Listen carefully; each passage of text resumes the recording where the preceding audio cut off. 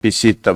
մտնոլորտ է, որ կարծես, եթե մեքենաների պարկը կրճատում ենք, դա լավ է կամ վատ է,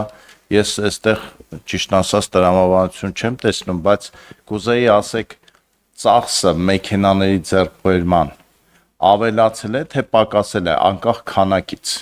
որովհետև կարող ենք 2 մեքենա ձեռք բերել ավելի թանկ լինի, քան մնացած 20 ավտոմեքենաները։ Երկրորդ հարցը, որ հանրությանը հետաքրքրում է, շատ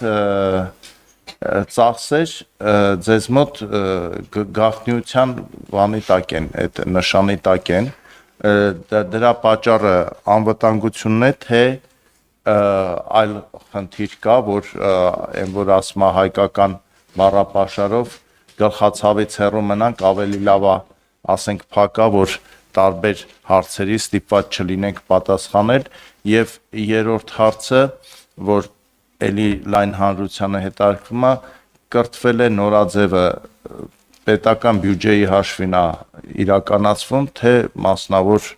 միջոցներով կամ հիմնադրամներով։ Շնորհակալություն պարոն Նազարյան հարցերի համար։ Մեքենաների կրճատման եւ գնումների հետ կապված իրականում այդ գնումը ամբողջությամբ իրականացնում է պետական գույքի կոմիտեն եւ իրենց բյուջեով է դա իրականացվել, հետո իրենք տրամադրում են աշխատակազմին եւ մյուս գերատեսչություններին, այստեղ զուտ կարող եմ ասել նաեւ վերջին տարիներին իմ այս պաշտոնում փորձից, որ շատ հաճախ երբեմն արժի մի քիչ ավելի թանկ մեքենա գնել, բայց հինը հանձնել, որովհետև տարվա ընթացքում հին մեքենաների վրա շատ ավելի մեծ ծախսեր են լինում, այսինքն մենք նոր մեքենաների վրա առաջիկա տարիներին ըստ էության ծախսեր չենք անի եւ այդ շահագործման ծախսերը կկոմպենսացնեն գնման ծախսերը։ Փակ լինելու հետ կապված դա ավանդաբար եկած տող է, որը այո կապված է անվտանգային որոշակի խնդիրների հետ եւ որոշակի գնումներ, որ կատարում են դրանց շրջանակներում, այո, դրանց տվյալների փակ լինելը իրականում անհրաժեշտություն է ելնելով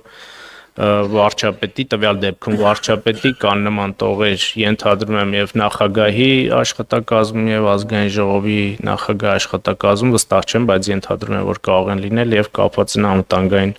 հարցերի հետ։ Ինչ վերաբերում է ձեր վերջին հարցին, այո, դա վարչապետի միջոցառումն է, վարչապետի առաջնահերթ այսպես ծրագրերից մեկն է, իրականացվում է աշխատակազմի միջոցներով։ Արձագանք ունեք։ Արձագանք կարճ ավտոմեքենաների պարկի համար ասեմ, որ էլի ուզում եմ շեշտեմ, որ կարևորը այստեղ թիվը չի, ասենք 41-ը 15, թե չէ, ըստ նպատակի է, որովհետև շատ հաճախ մեզ մոտ բան կա, որ ցույց տանք, որ կրճատվել է, բայց շատ հաճախ, երբ որ հետաքրքրում ես կրճատումից հետո ինչ ա եղել, ստիպված մտածում են ինչ մտածում ենք ավելի ճիշտ ամբողջ պետական համակարգով ինչ անենք, որ այն մարդը, որը պետք է մեքենա ունենար, հիմա չունի, որովհետև այդ մոդայիկ կրճատումների տակ, բա հիմա ինչ անենք եւ այստեղ խնդիր ալնում։ Ես ընդամենը էս էի ուզում ասեմ, որ այդ կրճատումները ինքնանպատակ չլինի, որովհետև մենք այս վերջերս տենց մի փաստի հետ առնչվեցինք, որ ըստ էության, երբ որ պետք է այդ մեքենան, պարզվում է այդ մեքենան Բայց որ ասենք թիվը կրճատել ենք, կրճատում ենք, բայց դրա հետևանքով ինչ ծախսեր են ավելանում, այդ հաշվի չենք առնում։ Ես էս էի ուզում բարձրաձայնել։ Դրա բարոյություն։ Իրականում այդպես խնդիրներ, որպես այդպիսին աշխատակազմում կրճատումների արդյունքում տեղի չեն ունեցել, ես մյուս գերատեսչությունների մասով կդժվարանամ ասել, որովհետև